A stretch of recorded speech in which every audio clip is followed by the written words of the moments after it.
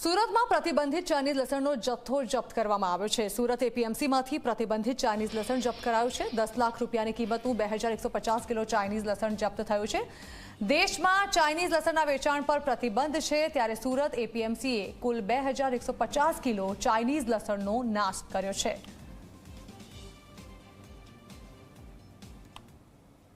છેલ્લા 8-10 મહિનાથી લસણના ભાવો જે પ્રમાણે વધી ગયા છે એના લીધે અત્યારે ચાઇનાથી લસણ ધીરે ધીરે ભારત દેશમાં પણ ઘૂસી રહ્યું છે।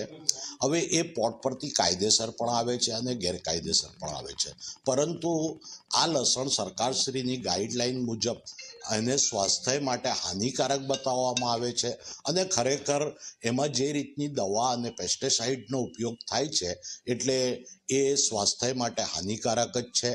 અને ખાસ કરીને છેલ્લા 3 વર્ષથી આપણા ત્યાંના લસણની ખેતી કરતા ખેડૂતોને પોતાના માલનો ભાવ ન મળવાના કારણે આ વર્ષે ઉત્પાદન ઓછું છે।